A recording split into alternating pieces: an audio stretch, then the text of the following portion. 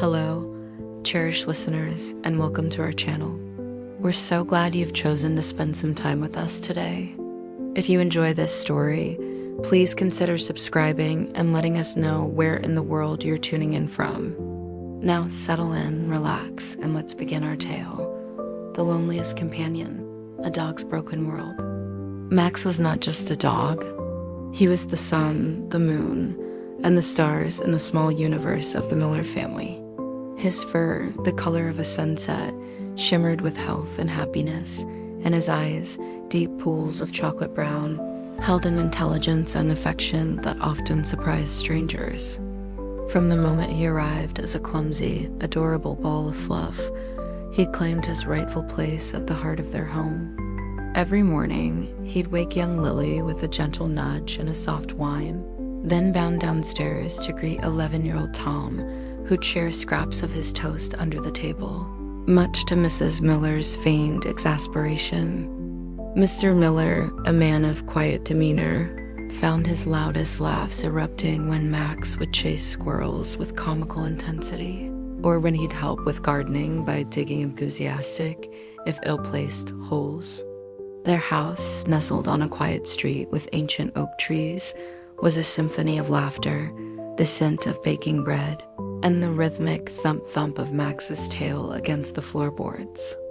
Life was a predictable, joyful cycle of walks in the park, evening cuddles on the sofa, and the comforting presence of his humans, always there, always loving. Max understood their routines, the subtle shifts in their voices, the nuances of their moods. He knew when a walk was imminent, when dinner was being prepared, and when someone needed a comforting head in their lap. He was a creature of habit, and his habits were intertwined with the Miller family's existence. He believed, with the innocent certainty of a well-loved dog, that this perfect world would endure forever. They were his pack, his purpose, his entire world, and he, in turn, was their loyal guardian, their furry confidant, their ever-present shadow. He relished the simple joys, the feel of Lily's small hand stroking his head, the rumble of Tom's laughter when they played tug-of-war, the gentle scratch behind the ears from Mrs. Miller, and the deep reassuring voice of Mr. Miller telling him he was a good boy. These were the anchors of his existence, the bedrock of his contentment. He knew every scent on their street, every friendly face, every mailman's schedule. His days were filled with purpose, whether it was guarding the house from imaginary threats, usually a leaf blowing past, or simply basking in the warmth of their love. He had never known a moment of true loneliness or fear, not in the way he would soon come to understand them. His world was secure, vibrant, and full of the unwavering affection of his beloved family. It was a world woven with threads of happiness and comfort, a tapestry he thought immutable. But the universe, in its cruel indifference, often weaves threads of tragedy into the most beautiful tapestries, and sometimes those threads unravel with terrifying speed. Max, in his blissful ignorance, had no inkling that the harmonious melody of his life was about to be abruptly silenced by a discordant, shattering roar. The storm had been brewing for days, not in the sky, but beneath the earth, a silent, unseen tremor that no one, least of all a dog, could have predicted.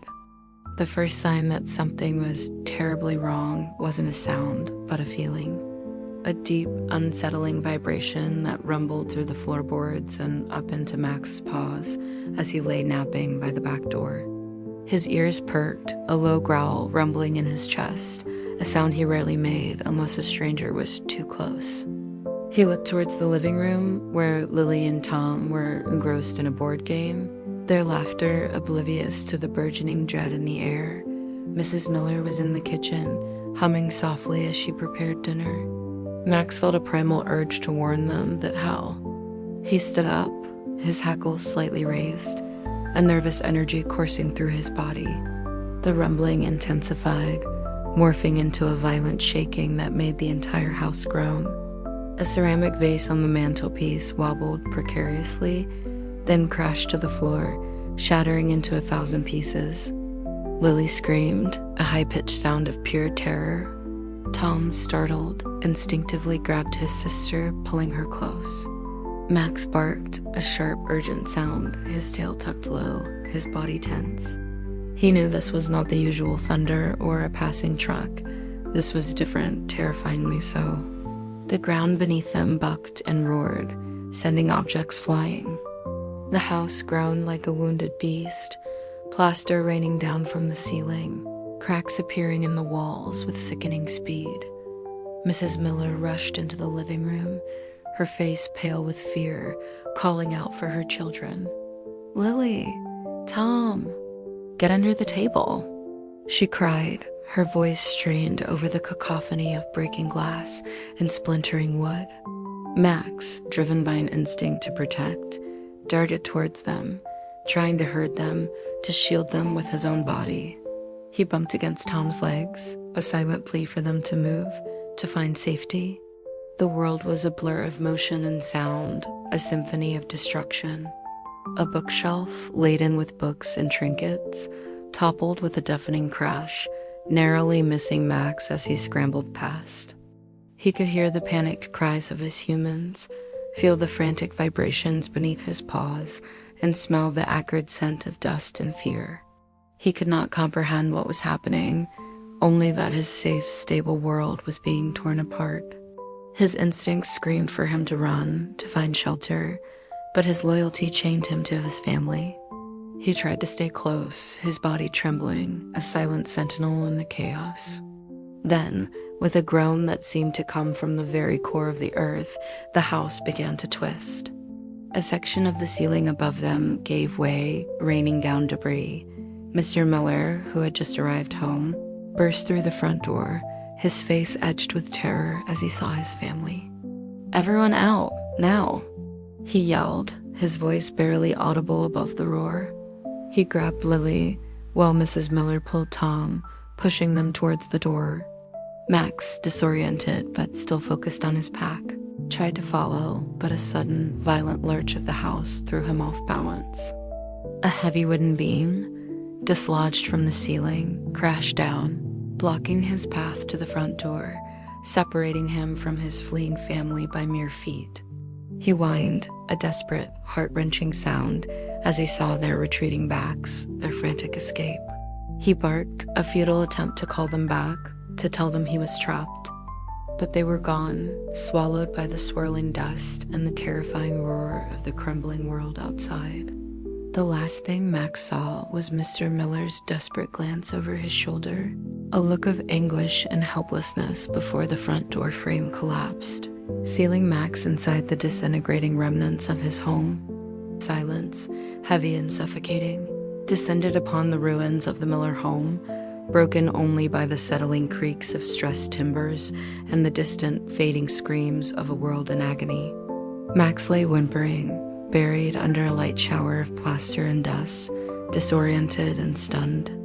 His ears rang, and a sharp pain shot through his left paw, likely from a falling shard of wood. He tried to stand, but his legs trembled, and he collapsed back onto the dust-covered floor.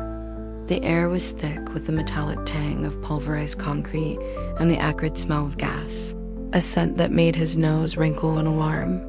He coughed, his throat dry and scratchy. Where was his family? Where was the warmth, the familiar sounds, the comforting scent of his humans? All that remained was a ghostly emptiness, a gaping wound where his home once stood. He pushed himself up again, ignoring the throbbing in his paw, driven by a desperate need to find them. He limped through the wreckage, calling out with soft, plaintive whines. "Woof, woof?"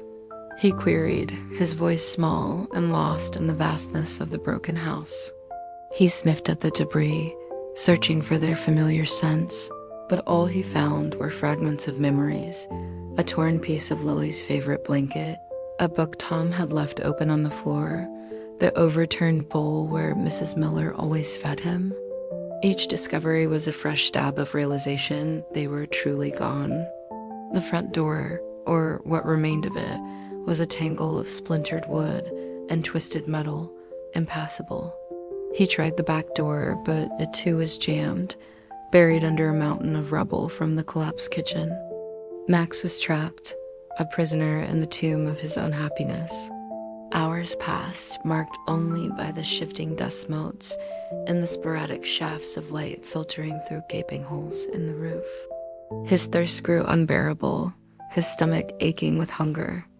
But physical discomfort was overshadowed by a far deeper, more agonizing pain, the pain of utter loneliness. He curled into a tight ball in what used to be his favorite spot by the fireplace, now a skeletal frame of bricks and soot. He pressed his nose into a discarded slipper, inhaling the faint, comforting scent of Mr. Miller, a desperate attempt to conjure their presence. He closed his eyes, wishing, praying in his dog's way, for this nightmare to end, for the happy world to reappear. He dreamed of their faces, their hands, their voices, but awoke each time to the same desolate silence, the cold reality of his isolation. The sounds of distant sirens and human cries occasionally pierced the stillness, but they offered no comfort, only amplified his feeling of being utterly alone, forgotten. As the last vestiges of daylight faded, painting the broken sky in hues of bruised purple and angry red, a profound emptiness settled over Max. He was a loyal companion with no one to companion. His world, once vibrant and full, was now a silent, broken shell, and he, the loneliest inhabitant within its shattered walls. He tried to bark, a strong, defiant sound, but only a hoarse whimper escaped. His spirit, though not broken, was deeply wounded. He had to find them. He had to escape. The thought, a desperate flicker of hope, ignited a new resolve within him. He would not give up. The oppressive darkness of the night brought with it a renewed sense of urgency. Max knew he couldn't stay.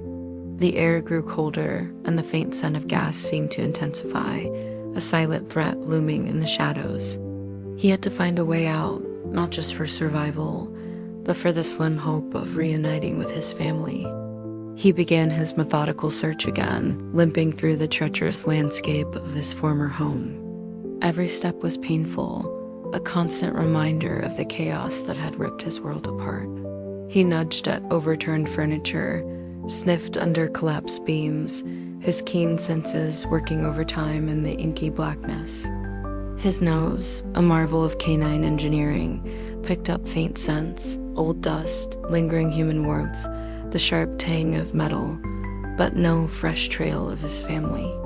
He tried clawing at a loose board near what used to be the kitchen window, but his efforts were futile. The wood was too thick, his strength diminished by shock and dehydration. He whined in frustration, his breath misting in the cold air. He moved towards the back of the house where the laundry room once stood. He remembered a small, rarely used cat flap, installed years ago for a stray feline Mrs. Miller had briefly taken in. It was long since sealed, but perhaps the quake had dislodged it, or weakened the wall around it. He sniffed frantically, his tail giving a tiny, almost imperceptible wag at the faint, metallic scent of the flap, mixed with the damp earth outside. Hope, a fragile butterfly, fluttered in his chest. He pushed against the wall where the flap should have been. It gave slightly. The wall itself was a mess of cracks and loose bricks. He scratched, he pushed, he gnawed at the splintered wood around the old frame. His injured paw throbbed with each movement, but the adrenaline of desperation pushed him forward. He scraped away at the plaster and wood, his nails tearing, his teeth worrying at the edges. Each small victory, a chunk of plaster falling, a splinter of wood giving way, fueled his determination. He imagined Lily's soft hands, Tom's excited shouts, Mr. Miller's gentle pats, Mrs. Miller's comforting voice. These memories were his fuel, his unwavering purpose. After what felt like an eternity, a small opening appeared, just large enough for his head to squeeze through. He pushed harder, wriggling, straining, his powerful shoulders wedging themselves into the narrow gap. The sharp edges of the broken wall scraped against his fur, but he ignored the pain. With a final desperate heave, he squeezed through, tumbling onto the damp, cold earth outside. He lay there for a moment, panting, gulping in the cool, fresh air, a stark contrast to the dust-choked air inside. He looked back at the gaping maw of his former home, a dark, silent silhouette against the barely visible stars. It was a tomb, but he was alive. He had escaped. He was free. But free into what? The world outside was an unknown, terrifying expanse, a broken landscape under a bruised sky. He stood, his legs shaky, and took his first tentative steps into the vast, silent, and utterly changed world beyond the ruins of his home. His journey had truly begun, a solitary quest in a land where every familiar landmark was gone, every comforting sound replaced by an eerie stillness. He lifted his head, sniffing the air, searching for any scent, any sign of his lost family. But the night offered only the scent of dust, damp earth, and distant, unsettling fear. The first dawn Max witnessed outside the confines of his shattered home was not the comforting, golden glow he remembered. It was a pale, muted light, struggling to pierce through a persistent haze of dust and ash that hung heavy in the air. The familiar streets of his neighborhood were unrecognizable. Houses stood like broken teeth, some completely flattened, others leaning precariously, their insides exposed to the elements.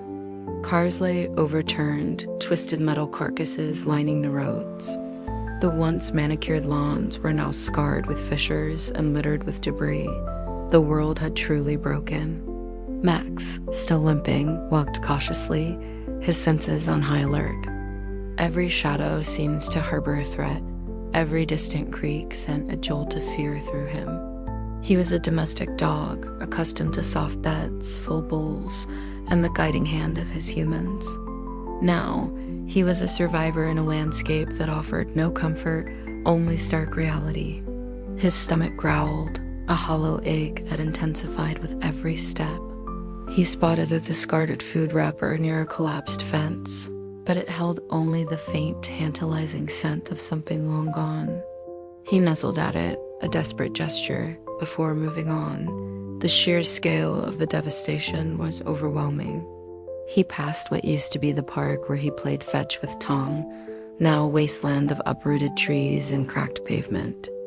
The familiar smells of fresh-cut grass and picnicking families were replaced by the harsh tang of dust and decay.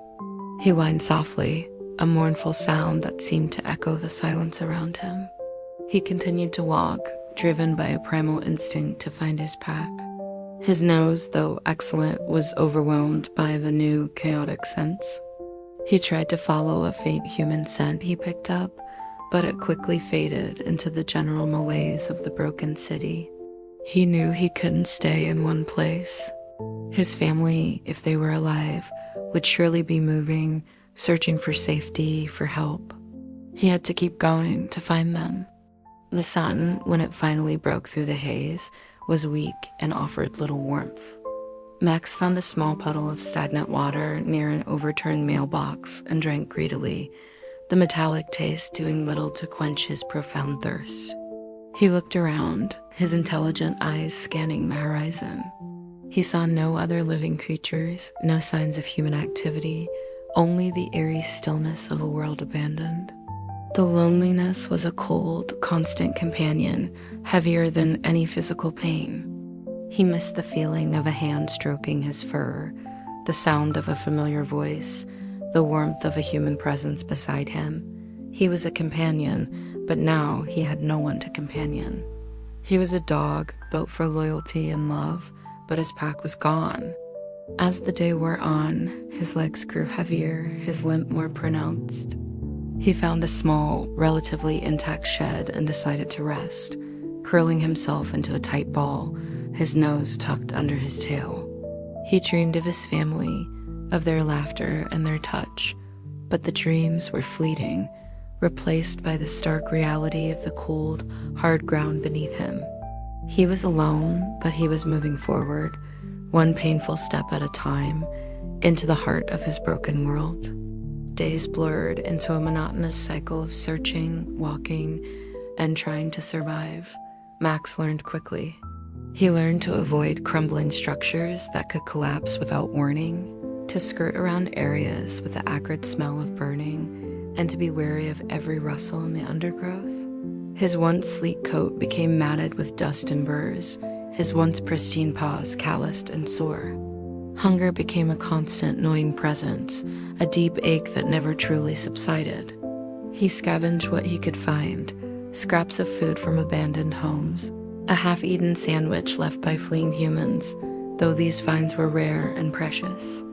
He grew leaner, his ribs becoming more prominent beneath his fur, but his spirit, though battered, remained unbroken. One afternoon, as he cautiously navigated through a deserted industrial park, a faint, familiar scent caught his attention. It wasn't the scent of his family, but it was unmistakably human, and it was fresh. His tail gave a tentative wag, a forgotten gesture of hope. He followed the scent, his pace quickening despite his aching legs.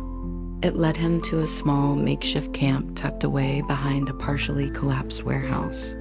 A flickering fire cast dancing shadows, and the faint murmur of human voices reached his ears. His heart pounded with a mix of excitement and trepidation. He hadn't seen other humans up close since the quake. He approached slowly, keeping to the shadows, observing. There were 3 figures around the fire, 2 men, rough-looking with weary faces, and a younger woman, her eyes scanning the surroundings with a wary intensity. They were huddled together, sharing what looked like a can of stew. Max's stomach cramped with desperate longing. He crept closer, his golden fur blending with the muted browns and grays of the rubble. He was about to emerge, to make his presence known, to beg for food, for companionship, for a chance to ask for his family. But then he heard their voices more clearly. "Found any survivors on the north side? Just scavengers?" One man grunted, picking at his teeth with a twig. "Yeah, and stray dogs. Nuisances, really. Saw a pack of them yesterday, rabid-looking. Best to steer clear, or worse, put 'em down if they get too close," the other man replied, his voice gruff and cold. Max froze. "Rabid? Nuisances?" The words, though not fully understood, carried an unmistakable tone of hostility, of danger. He watched as the woman shivered, pulling her thin jacket tighter. "It's getting colder. We need to find better shelter soon. And more supplies." The first man chuckled, a harsh, humorless sound. "Don't worry, we'll take what we need. Others won't be using it." A chilling wave washed over Max. These were not the kind, gentle humans he knew. These were survivors hardened by loss, perhaps even cruel. They saw him not as a companion, but as a threat, a nuisance. He backed away slowly, silently, his tail drooping, the flicker of hope extinguished as quickly as it had ignited. The warmth of the fire, once a beacon, now felt like a warning. He understood then that not all humans were benevolent, especially in this broken world. His quest for his family was his alone.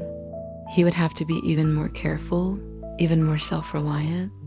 The road ahead was not just dangerous, but unpredictable, filled with both despair and the occasional fleeting shadow of doubt about the very nature of humanity. He retreated into the darkness, the growl of his empty stomach now mixed with a new, bitter understanding. The encounter with the weary scavengers deepened Max's understanding of his new, brutal reality. He was no longer just a pet.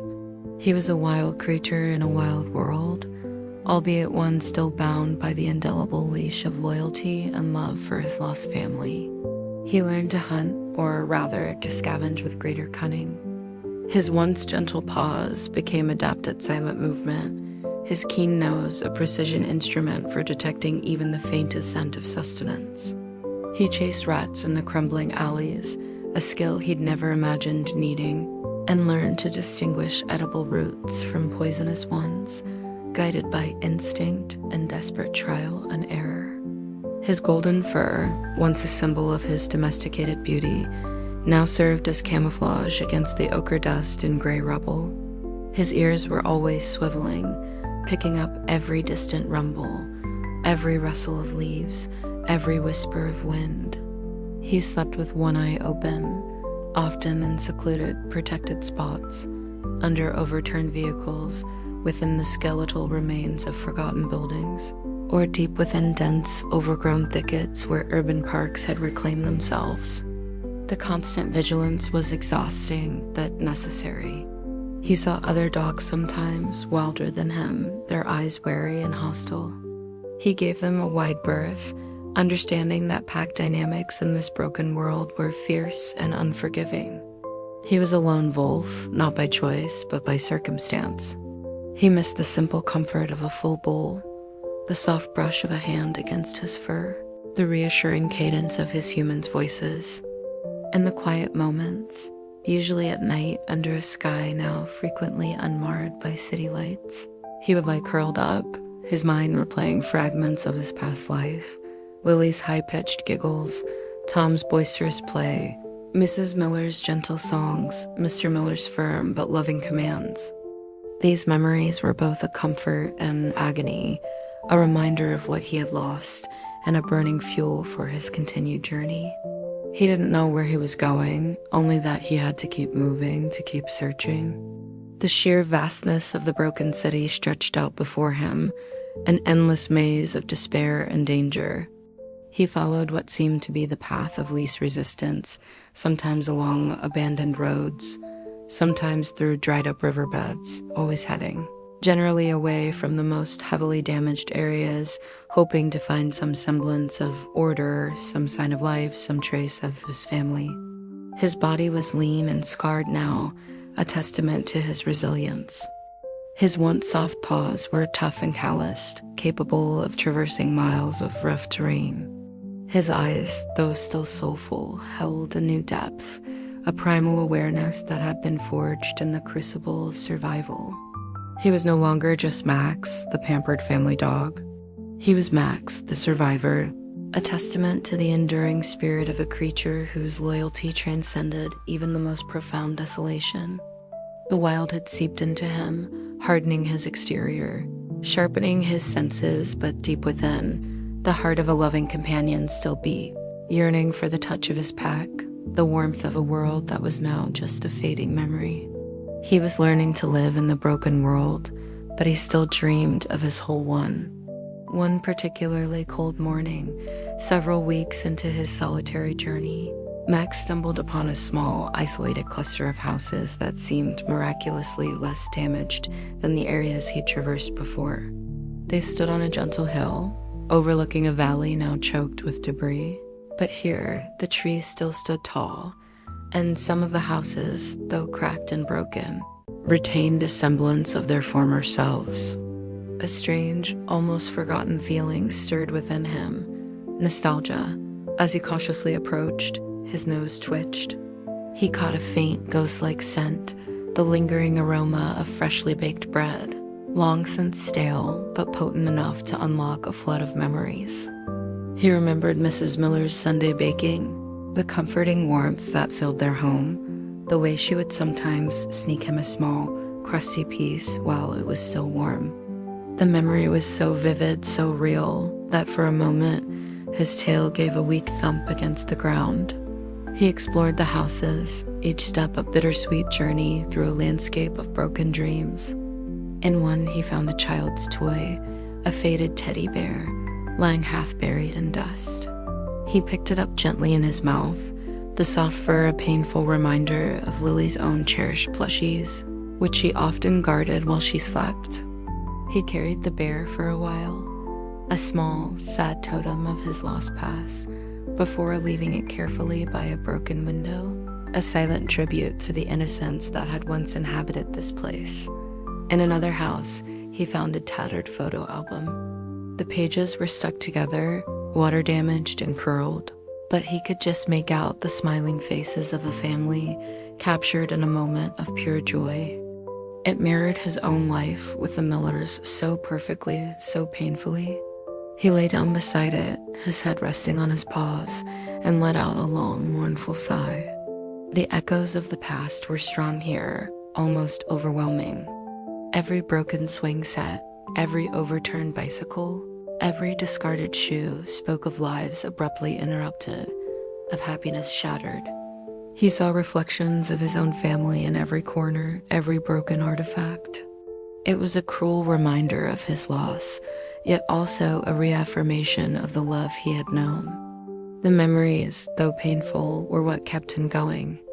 They were the invisible threads that still connected him to his humans, the reason he continued to push forward through this desolate world. He realized that even amidst the physical destruction, the memories of love and companionship were indestructible. They resided deep within him, a silent reservoir of hope. He would carry them, nurture them, and let them guide his paws through the ruins. As the sun began to set, casting long, melancholy shadows across the broken neighborhood, Max stood on the hill, looking out at the vast, silent expanse. He didn't know if he would ever find his family, or if they were even alive, but he carried their love in his heart, a flickering flame in the encroaching darkness.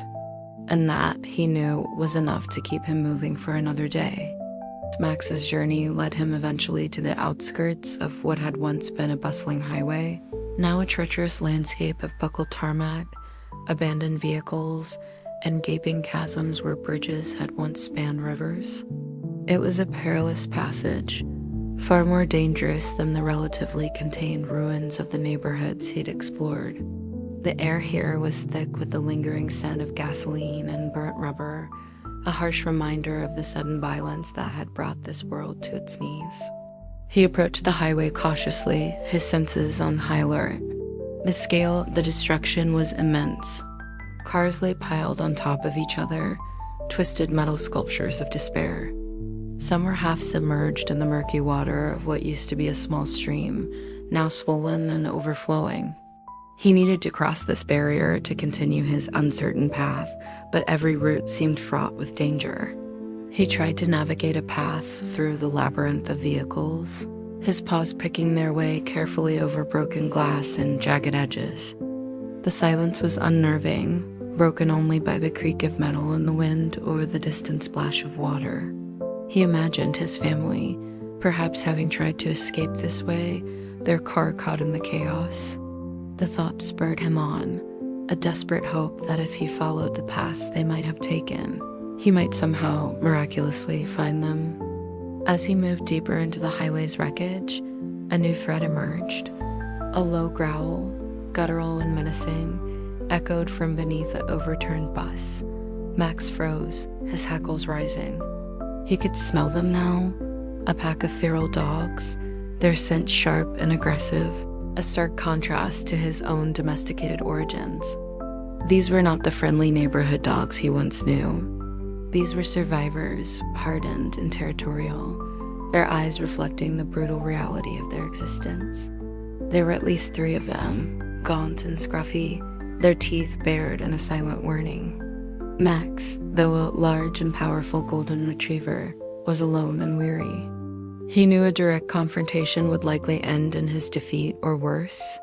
He backed away slowly, his tail low, a silent acknowledgement of their dominance. He understood the rules of this broken world: avoid conflict when possible, survive above all else. He retreated, finding a less direct but safer route around the perimeter of their territory, a wide detour that added hours to his already exhausting journey.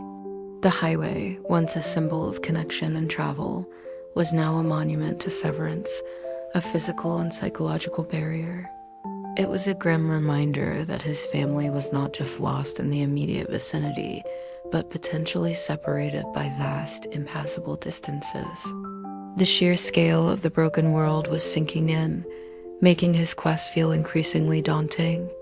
Yet he pushed on, the images of his family burned into his memory, providing an unwavering compass in his heart. The perilous passage was overcome, but the journey through the broken world continued, each step a testament to his unbreakable spirit and unwavering love. After navigating the treacherous highway, Max found himself in a landscape that was less urban, more rural, though still bearing the scars of the cataclysm. Fields lay fallow, farmhouses stood empty, their windows staring like vacant eyes. The air here was cleaner, carrying the scent of damp earth and distant pine, a welcome change from the dust and decay of the city. He walked for what felt like days, the rhythm of his limping paws a constant beat against the silence. Hunger and exhaustion were his constant companions, but a deep-seated instinct, a primal pull, urged him onward. He was following an almost imperceptible trail of human scent, fainter than a ghost, but persistent enough to keep him moving. One afternoon, as a gentle rain began to fall, washing the grime from his fur and the dust from the air, he spotted something unusual, a small, almost perfectly intact house nestled at the edge of a dense forest. Unlike the other derelict buildings, this one had a faint wisp of smoke curling from its chimney. Hope, a sensation he hadn't felt in weeks, surged through him. He approached cautiously, his tail giving a tentative, almost forgotten wag. He circled the house, sniffing the air, the scent of wood smoke, old fabric, and ... food, a delicious, tantalizing aroma of something warm and cooked. His stomach rumbled violently. He crept to the front porch, peeking through a gap in a broken window. Inside, an old woman sat by a crackling fire, knitting. Her face was lined with age and weariness, but her eyes held a gentle kindness. She was alone, her movements slow and deliberate. Max whined softly, a low, pleading sound. The woman looked up, startled, then her eyes softened as they met Max's gaze. She didn't shout, didn't recoil in fear. Instead, she slowly rose, her movements stiff, and walked to the door. She opened it just a crack, peering out. "Well, hello there, handsome," she said, her voice raspy but warm. "Lost, are we?" Max whined again, nudging the door gently with his nose. He could smell her kindness, her empathy, a scent he hadn't encountered since the quake. She hesitated for a moment, then opened the door wider. "Come in, before you catch your death," she murmured. Max entered, his tail wagging tentatively. The warmth of the fire, the clean smell of the house, the gentle presence of the woman, it was a moment of pure grace. She offered him a small bowl of something warm, a simple stew, which he devoured with ravenous gratitude. She sat on the floor beside him, her gnarled hand gently stroking his matted fur. "You look like you've been through a lot, boy," she whispered. Max leaned into her touch, closing his eyes, letting out a deep sigh of contentment. It was the first time in weeks he had felt safe, truly safe. It was a brief reprieve, a moment of unexpected kindness in a world that had offered so little. He knew it couldn't last forever, but for now, it was enough. This small act of mercy, this moment of human connection, was a precious gift, a reminder that even in a broken world, compassion could still flicker, a tiny beacon in the vast darkness. The old woman, whose name Max learned was Alara through her soft murmurs, became a temporary sanctuary for him.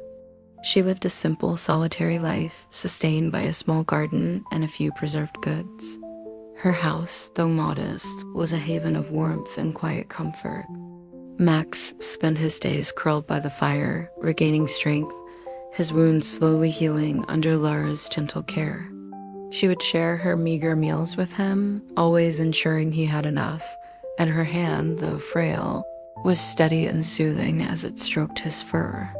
In return, Max offered his unwavering companionship. He would lie at her feet as she knitted or read from an old, worn book, his presence a silent comfort to her.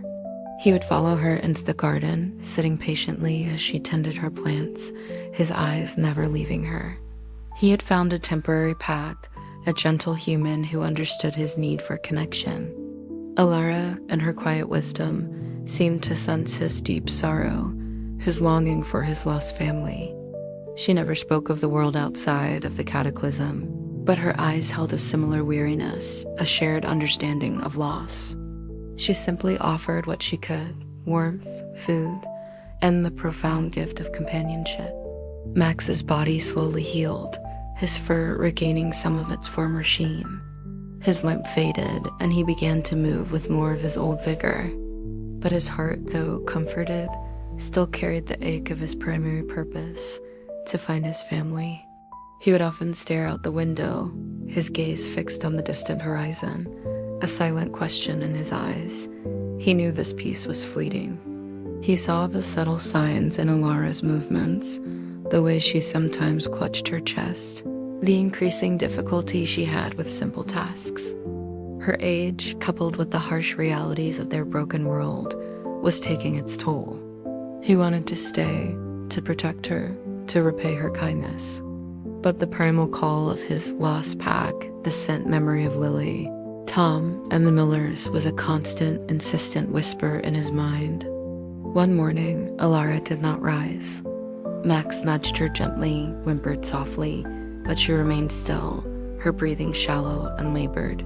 Panic, cold and sharp, seized him.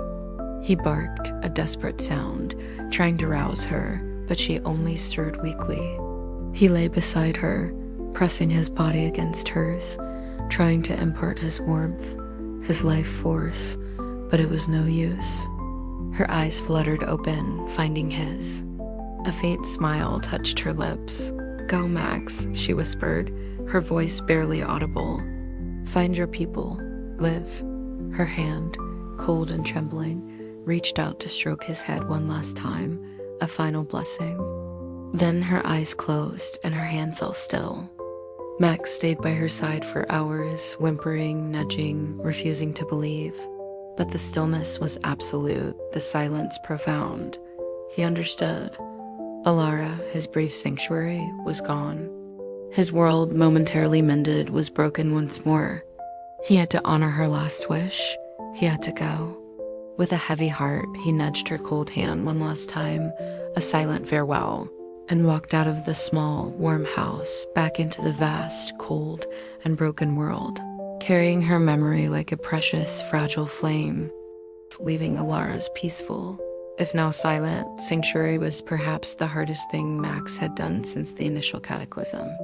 The weight of her final words, "Find your people," live, resonated deeply within him, a new purpose layered onto his existing quest.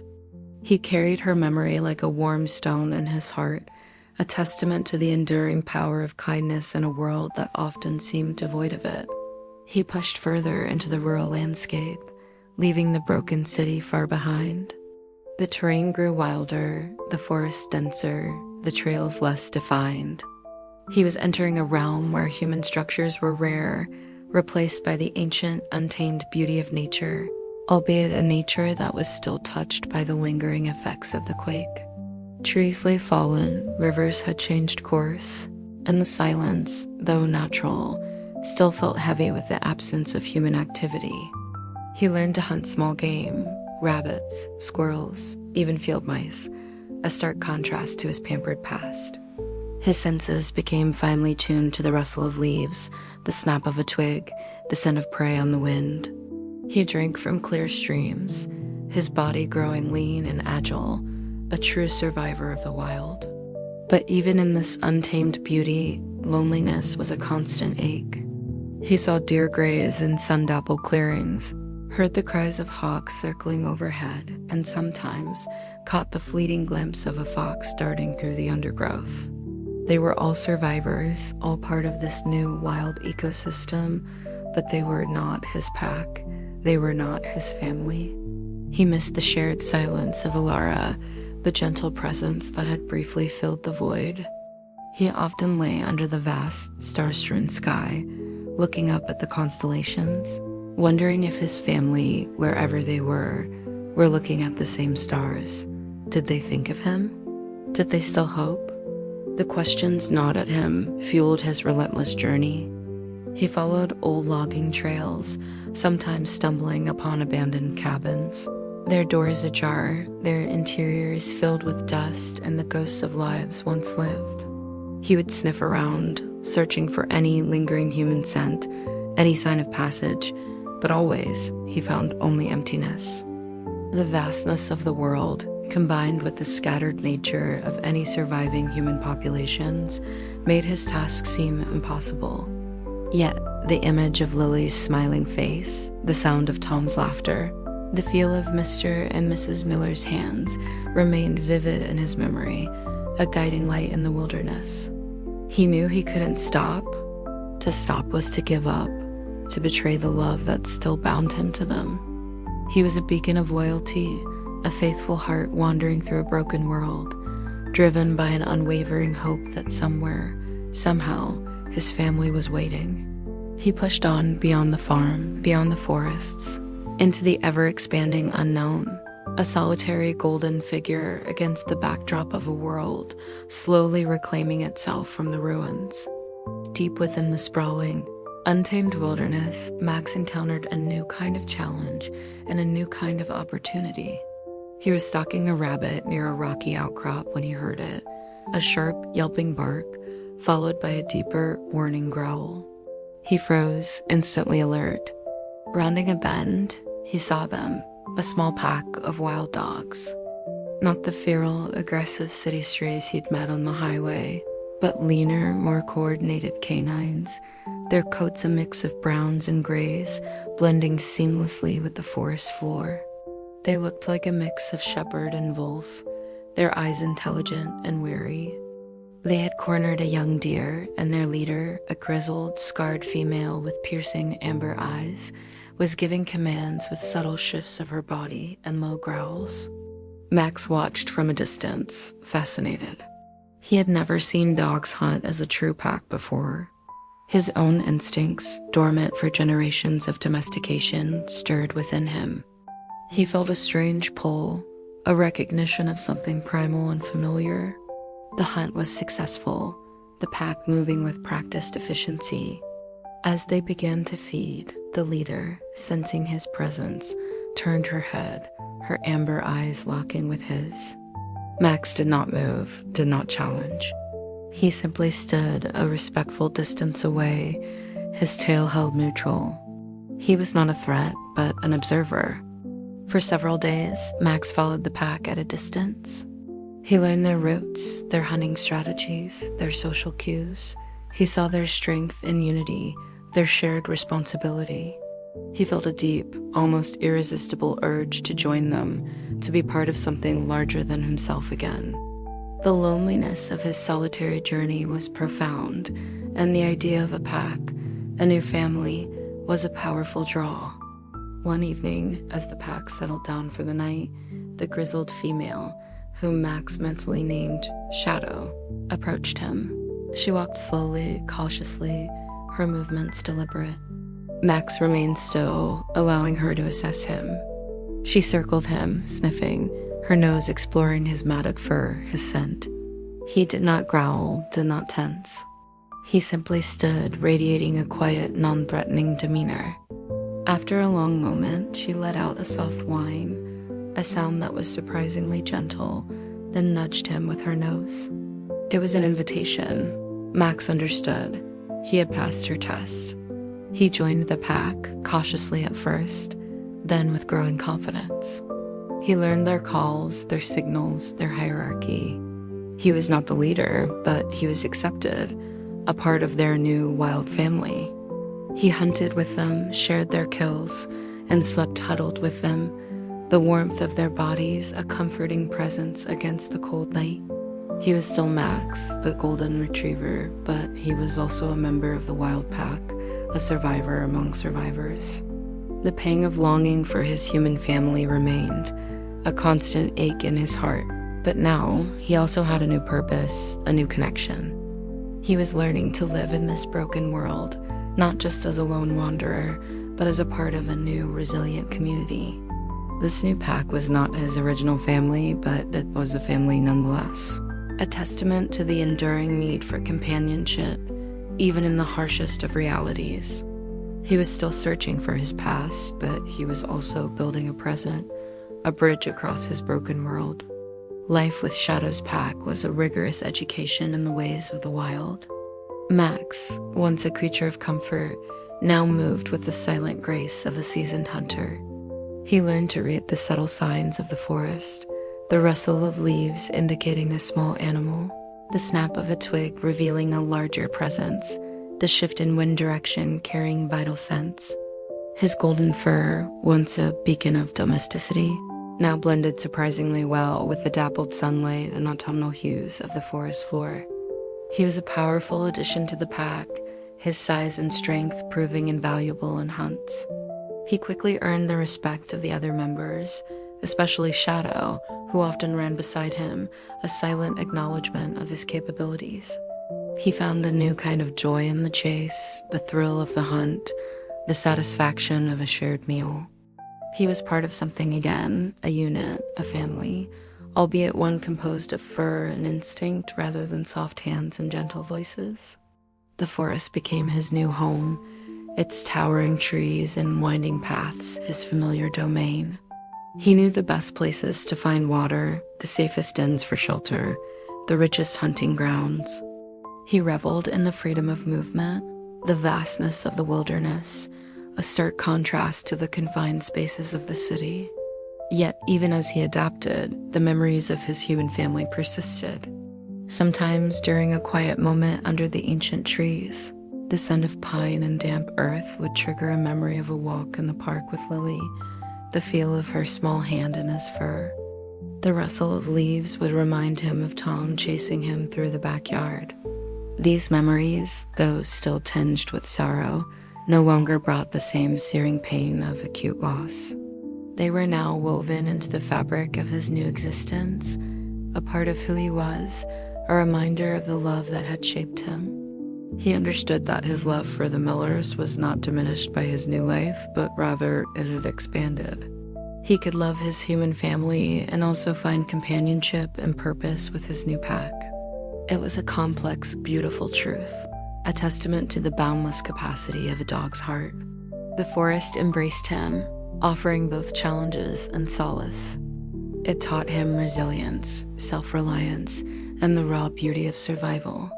He was no longer the pampered Max, but a creature forged in the crucible of a broken world, strong, capable, and deeply connected to both his past and his present.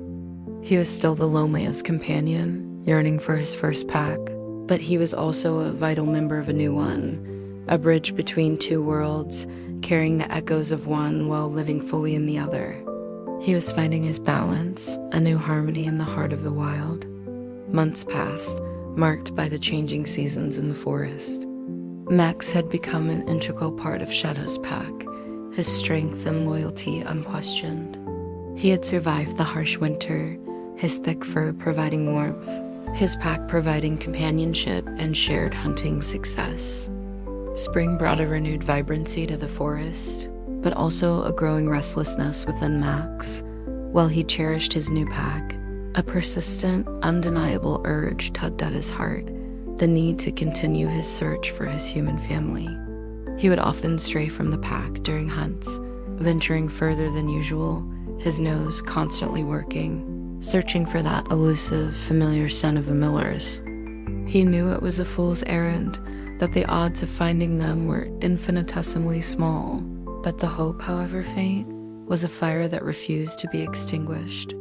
One day, while on a solo foray, he caught a scent that made his heart leap, a faint, almost imperceptible trace of human activity, different from the vague, old scents he usually encountered. It was distant, but it was there, a whisper of civilization on the edge of the wild. It pulled him like a powerful magnet. He followed it for hours, his pace quickening, his senses entirely focused. The scent led him to the edge of the expansive forest, where the tree line gave way to a vast open plain.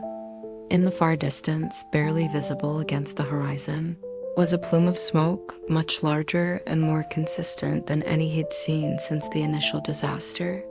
It was a sign of a larger human settlement, a potential beacon of hope. Max stood at the precipice, a fork in his path. Behind him lay the familiar comfort and safety of his wild pack, the embrace of the forest that had become his second home. Ahead lay the unknown, a perilous journey back into the world of humans, a world that had proven both cruel and kind. He looked back towards the forest, where he knew Shadow and the others were waiting. He could almost hear their calls, the comforting sounds of his wild family. He felt a pang of guilt, a wrenching sorrow at the thought of leaving them. He had found belonging, a new purpose, a new kind of love. But the pull towards his past, towards the Millers, was stronger. It was the fundamental core of his being, the unwavering loyalty of a golden retriever. He had to know. He had to try. With a deep sigh, Max turned his back on the forest, on the pack that had taken him in, and set his paws towards the distant smoke. It was a silent, agonizing farewell. He was choosing the loneliest path again, the path of uncertain hope, driven by a love that transcended even the strongest bonds of survival. He was leaving one pack to find another, a testament to the enduring power of his loyalty, stepping once more into the broken world, alone but resolute.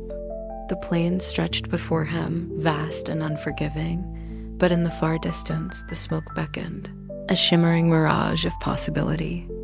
The plains were a desolate expanse, a vast, flat world under an enormous sky. Max, now accustomed to the cover of the forest, felt exposed and vulnerable. The sun beat down relentlessly, and the wind, unimpeded by trees, whipped dust into his eyes. He walked for days, his focus fixed on the distant plume of smoke, which grew slowly, agonizingly larger. It was a grueling journey, far more arduous than any he had faced before. Water was scarce and game even scarcer. He learned to conserve his energy, to press on even when his muscles screamed in protest. Each night he would dig a shallow hollow in the earth for shelter, pulling what little dry grass he could find over himself for warmth. He missed the familiar scents and sounds of the forest, the comforting presence of his pack.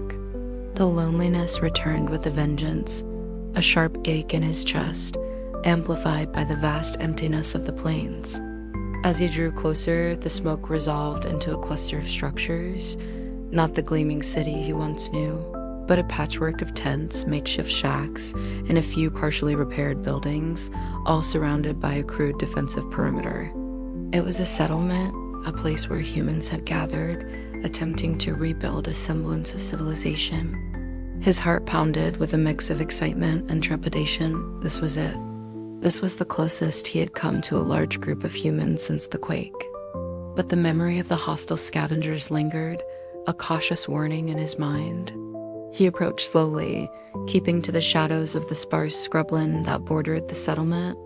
He could hear the faint sounds of human activity, voices, the clang of metal, the distant barking of other dogs. He saw children playing, their laughter a sound he hadn't heard in what felt like a lifetime. It was a beautiful, heartbreaking melody, reminding him so powerfully of Lily and Tom. He waited until nightfall, hiding in the tall grasses, observing. The settlement was active, a hub of desperate hope and fragile community. Figures moved about, some carrying supplies, others standing guard. The air was thick with the smell of wood smoke, cooking food, and human presence, a powerful, overwhelming scent after so long in the wild. He needed to find a way in, to search for his family, but he also needed to be careful. He couldn't just rush in. He was a wild dog now, his appearance a testament to his harsh journey. He knew he wouldn't be welcomed with open arms. He watched a guard dog, a large, powerful Rottweiler, patrolling the perimeter, its bark sharp and authoritative. Max understood the danger. He was an outsider, a potential threat. He would need to be cunning, patient, and above all, brave. The distant settlement, a beacon of human life, was also a fortress, and he, the lonely companion, had to find a way to breach its walls, not with aggression, but with the quiet hope of a lost family. He spent the night formulating a plan, his eyes fixed on the flickering lights of the settlement, a silent prayer echoing in his heart. Under the cloak of pre-dawn darkness, Max made his move. He circled the perimeter of the settlement, carefully avoiding the guard dog's patrol routes, his movements silent and deliberate. He found a weak point in the makeshift fence, a section where a fallen tree had created a small gap. Still too narrow for a human, but just wide enough for his lean, powerful body. He squeezed through, feeling the rough wood scrape against his fur, and slipped silently into the heart of the human encampment. The scents were overwhelming. Hundreds of humans, their individual aromas mingling into a complex tapestry. He tried to filter, to focus, to find that one specific, unforgettable scent of his family. He moved through the narrow pathways between tents and shacks, his nose to the ground, a silent phantom in the early morning light. He saw people stirring, preparing for the day. He kept to the shadows, wary of drawing attention. He knew a single bark, a single misstep could lead to his discovery and potential expulsion, or worse. He passed by a small fire where a woman was tending a pot, the smell of cooking porridge filling the air. He felt the familiar pang of hunger, but his mission was paramount.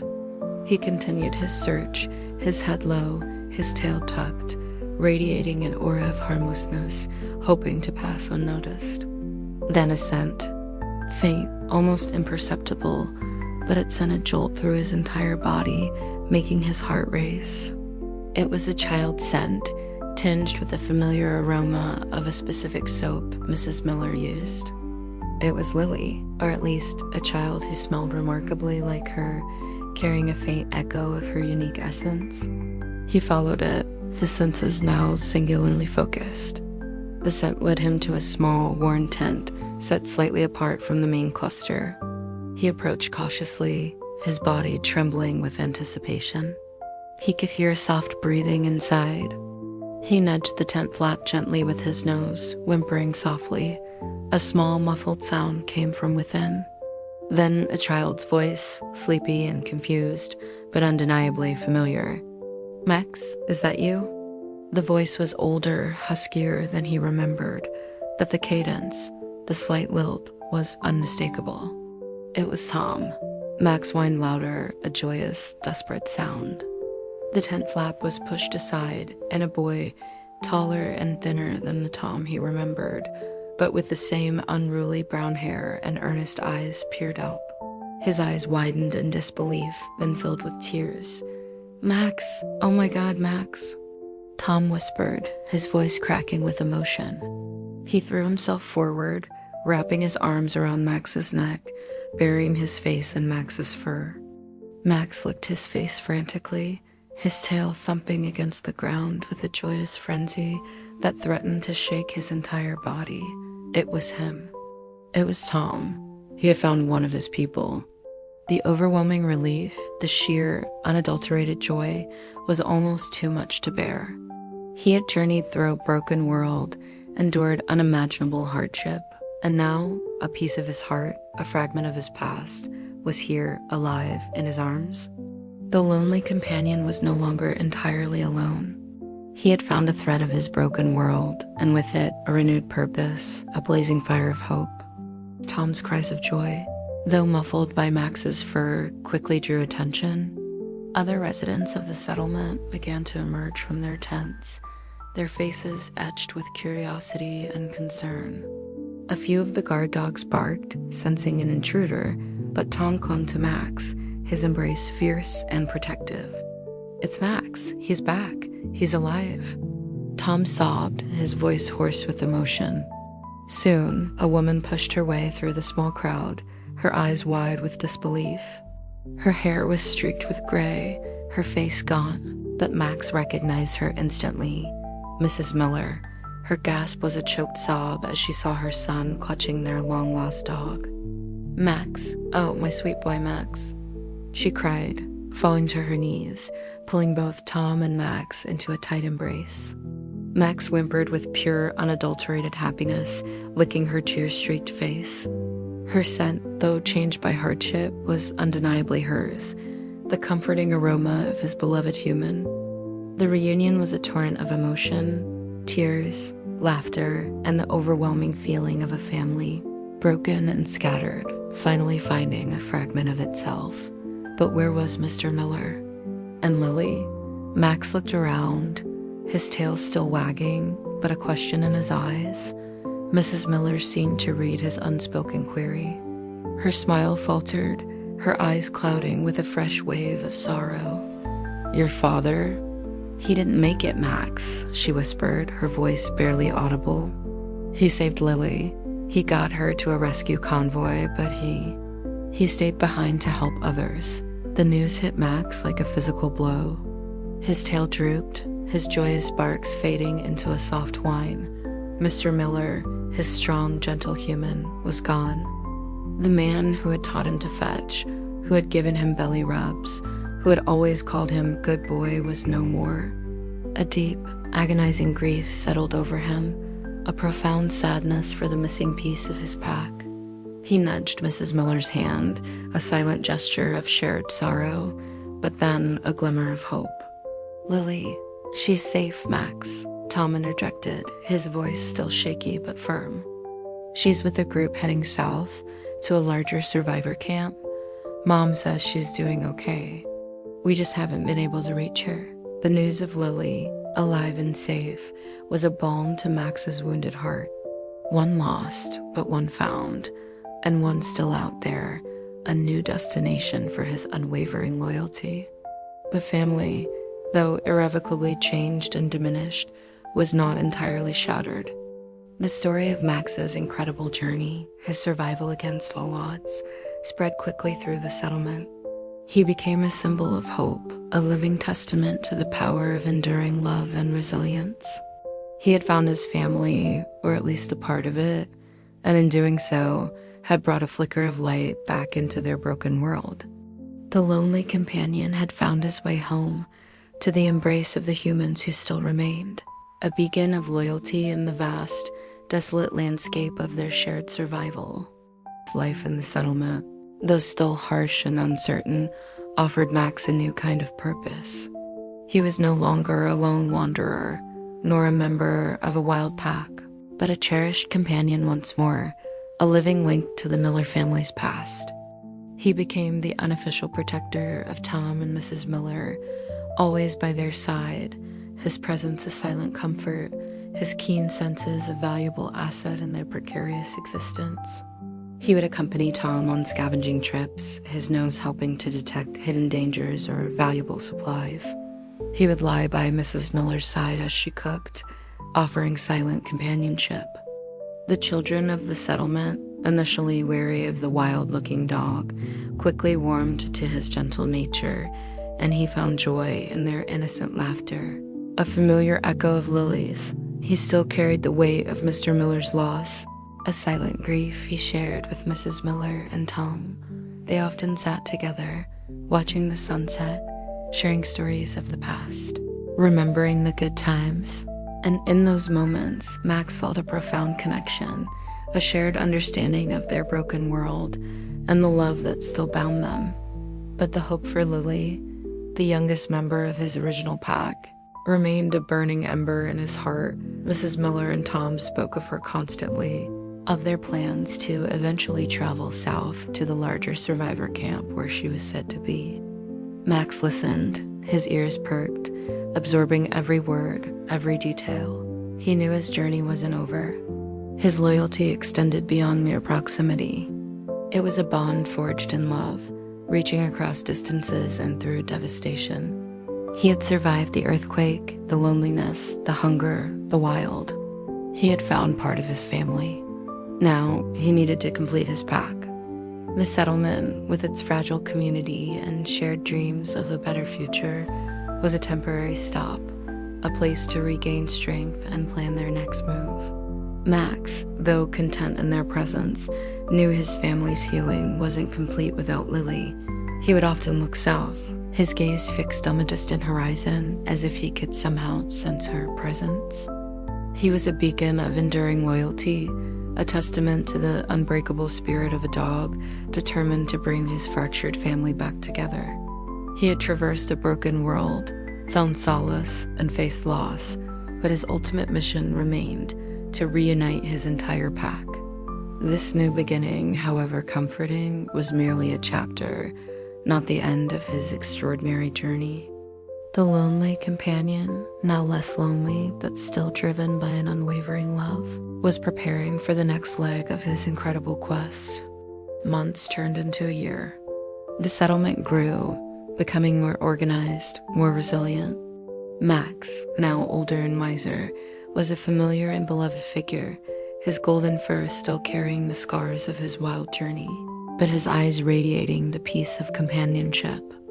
Mrs. Miller and Tom, with the help of the community, had gathered enough resources and information to finally plan their journey south to the larger survivor camp where Lily was. The day of departure was bittersweet. Max felt a pang of sadness at leaving the community that had embraced them, the people who had offered them refuge. But the excitement for Lily, for the completion of their family, overshadowed all else. He walked proudly beside Tom, a silent guardian, as they joined a small convoy of vehicles heading south. The journey was long and arduous, but Max, a seasoned traveler of broken worlds, faced it with unwavering resolve. He was no longer afraid of the unknown, for he had faced it countless times. His family, or what remained of it, was with him, and that was all that mattered. Finally, after weeks of travel, they reached the outskirts of the sprawling southern camp.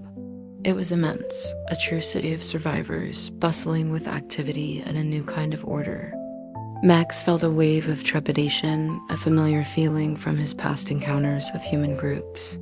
But this time he was not alone. He had his pack. As they entered the camp, Max's nose twitched. A scent fainter than he remembered, but undeniably hers, pierced through the cacophony of new smells. Lily. He pulled at his leash, whimpering with excitement. Mrs. Miller, tears streaming down her face, pointed to a small group of children playing near a makeshift school. Lily. "Oh my God, it's Lily," she cried, her voice choked with emotion. A young girl, taller than the Lily he remembered, her hair a darker shade of brown, turned at the sound of her mother's voice. Her eyes widened, then filled with instant recognition and joy. "Mom, Tom," she shrieked, dropping her toy and running towards them. Max, breaking free from Tom's grasp, bounded forward, his tail wagging furiously. Lily saw him, her face lighting up with an incandescent joy that mirrored his own. "Max, my Max," she cried, throwing her arms around his neck, burying her face in his fur. Max licked her face, whimpering, his entire body trembling with the overwhelming ecstasy of reunion. The family, though forever changed by loss and trauma, was finally together again. Mr. Miller was gone, but his spirit lived on in their resilience and their love. Max, the lonely companion who had traversed a broken world, had fulfilled his promise. He had found his people. His broken world was mended, not perfectly, not without scars, but mended by the enduring power of love and loyalty.